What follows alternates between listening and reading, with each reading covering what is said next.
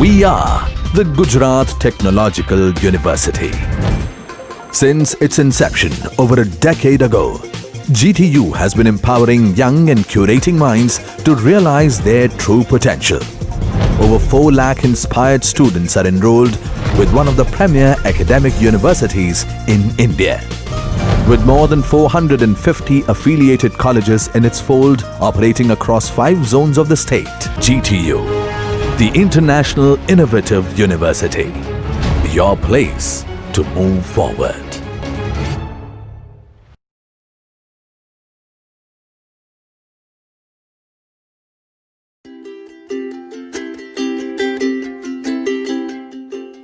નમસ્કાર મિત્રો.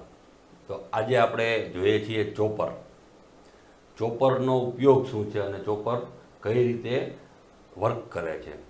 મેઇનલી ચોપરનું કામ છે જે ડીસી સપ્લાય છે, ફિક્સ ડીસી, એને વેરિયેબલ ડીસીમાં કન્વર્ટ કરે.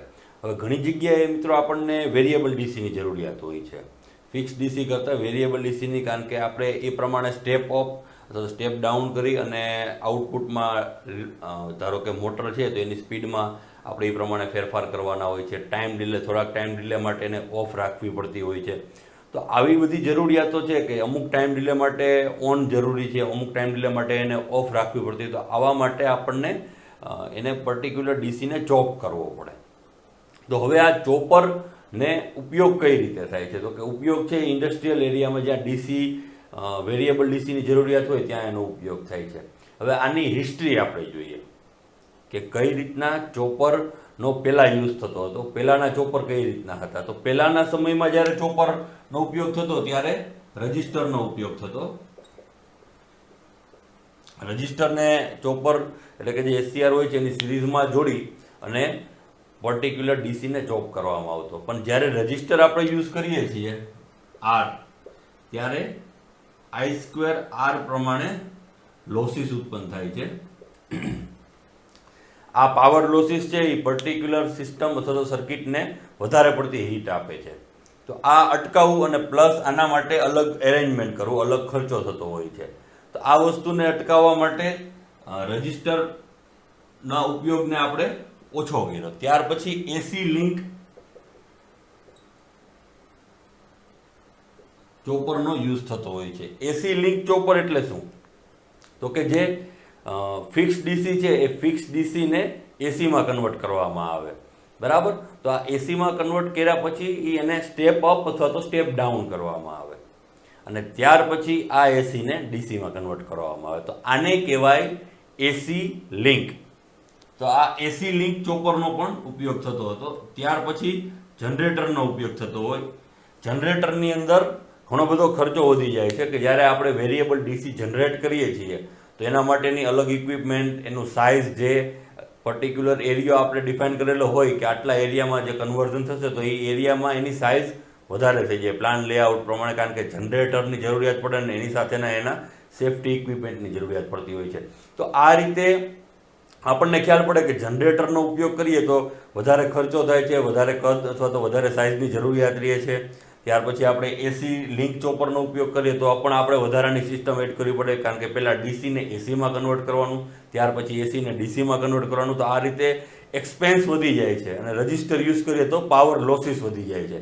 તો આ બધું અટકાવવા માટે હવે જ્યારે નવું લેટેસ્ટ યુઝ થાય છે ચોપર, તો એ ચોપરનું એકદમ સિમ્પલ ડાયાગ્રામ છે અને એમાં આપણે પર્ટિક્યુલર એસસીઆરને ટ્રિગરિંગ સર્કિટની મદદથી ચોપ કરી શકીએ છીએ.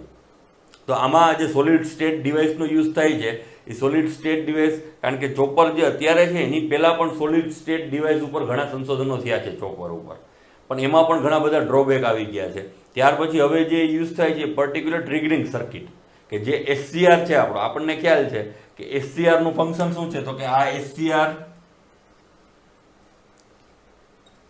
આ એનોડ, આ કેથોડ અને આ ગેટ. આપણને ખ્યાલ છે કે આપણે એનોડ કેથોડમાં જે સપ્લાય આપેલા હશે, અહીંયા પોઝિટિવ ને અહીંયા નેગેટિવ, આ સપ્લાય આપેલા હશે ને ગેટ સિગ્નલને આપણે જે પ્રમાણે પલ્સ આપશું એ પ્રમાણે એસસીઆર ઓન થશે અને એ પ્રમાણે ઓફ થશે.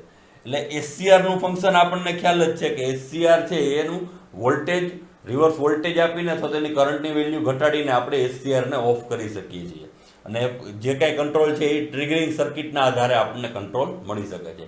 તો આ એકદમ સસ્તું કહી શકાય, ઇફેક્ટિવ કહી શકાય, જેની ઇફિશિયન્સી સારી છે, જેની સાઇઝ અને કદ પણ ઓછું છે, અને વધારે પ્રિફરેબલ છે, અને વધારે ઇઝી છે, અને વધારે સ્મૂથ આપણને આઉટપુટ આપે છે.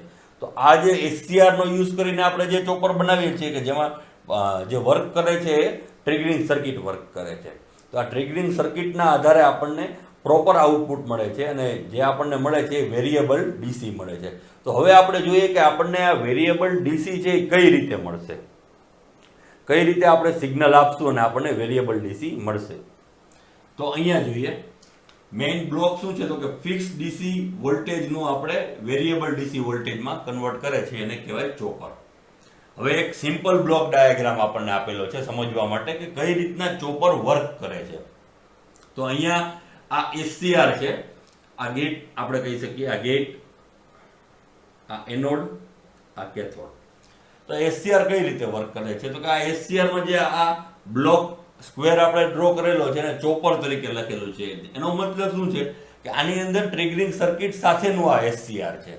બરાબર, આ એસસીઆર ખાલી એસસીઆર નથી, પણ ડાયાગ્રામની સરળતા ખાતર અહીંયા ટ્રિગરિંગ સર્કિટ દર્શાવેલી નથી, એટલે આ બ્લોક દર્શાવેલું છે. જ્યારે પણ આપણે આ બ્લોક ડ્રો કરીએ અથવા તો આ બ્લોક ડ્રો કરવું ચોપરમાં ફરજિયાત છે, કારણ કે ચોપરમાં એસસીઆર ની ઉપર જે બ્લોક છે એ એવું દર્શાવે છે કે અહીંયા ઓટોમેટિક ટ્રિગરિંગ સર્કિટ જે પ્રમાણેનો ડિલે જોઈએ છે એ પ્રમાણેની ટ્રિગરિંગ સર્કિટ અહીંયા જોડેલી છે. તો અહીંયા આ ડીસી સોર્સ આપેલો છે અને અહીંયા આ લોડ આપેલો છે. લોડની એક્રોસ આપણે ધારો કે વોલ્ટેજ E0 કહીએ, તો હવે આપણે શું કરવું છે કે આપણને E0 જે વોલ્ટેજ છે એ કન્ટિન્યુઅસ નથી જોતો, વેરિયેબલ જોઈએ છે. કેવો જોઈએ છે? વેરિયેબલ. તો એના માટેની આપણને અહીંયા આ સર્કિટ આપેલી છે. તો હવે જેટલા ગાળા દરમિયાન આપણે આઉટપુટ જોતું હશે એટલા ગાળા દરમિયાન આપણે ચોપરથી અને એસસીઆર ને ઓન રાખશું, અને જેટલા સમય માટે આપણે આઉટપુટ નહીં જોતું હોય એટલા સમય દરમિયાન આપણે એસસીઆર ને ઓફ રાખશું. અહીંયા સિમ્પલ બ્લોક ડાયાગ્રામ આપણને આપેલો છે, આને તમે ફિગર 1 કહી શકો અથવા તો, અને આ છે 2. બે એક્ઝામ્પલ આપેલા છે.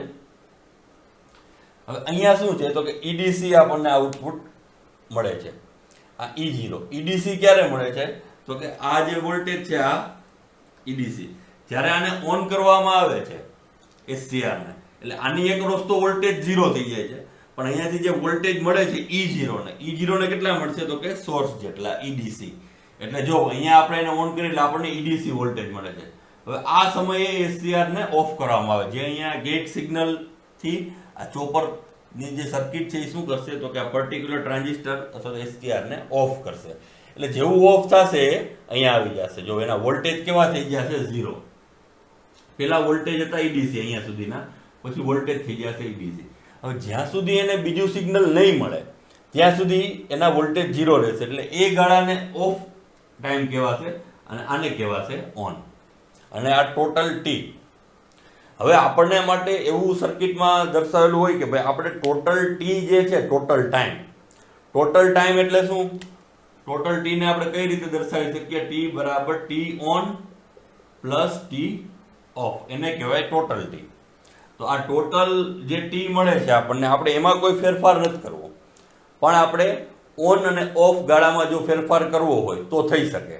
કઈ રીતે? તો કે જો આમાં ટોટલ ટી આટલો ફિક્સ રાખેલો છે, અહીંથી ત્યાં આટલો T on plus T of જેટલો.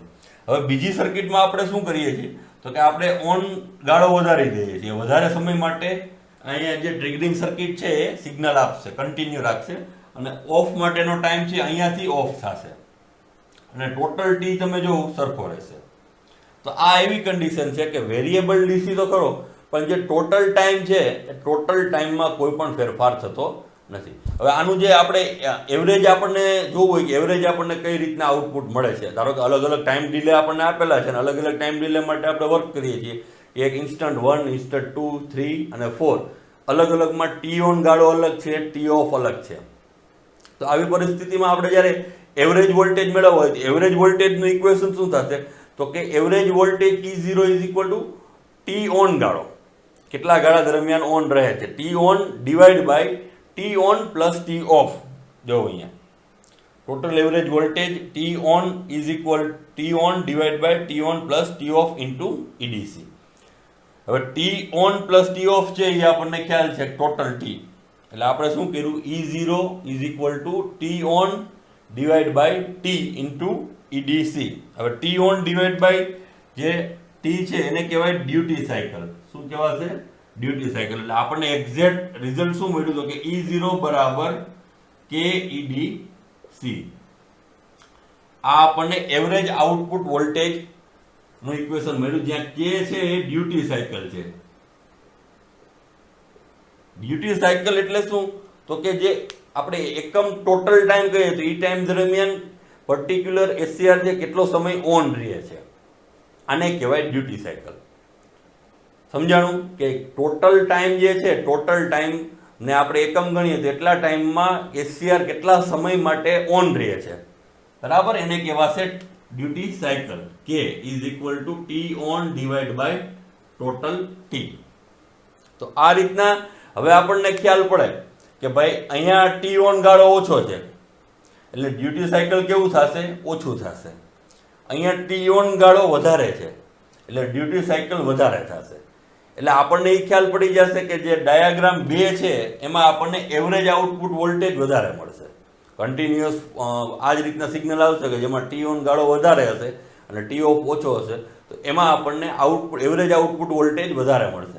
એટલે એવી કોઈ રિક્વાયરમેન્ટ હોય કે એવરેજ આઉટપુટ વોલ્ટેજ આપણે વધારે જોતા હોય તો આપણે ટી ઓન ગાળાનો વધારે દઈએ, અને જો આપણે એવરેજ આઉટપુટ વોલ્ટેજ ઓછા જોતા હોય એટલે કે સ્ટેપ ડાઉન કરવું હોય તો આપણે શું કરશું? ટી ઓફ ગાળાને વધારશું.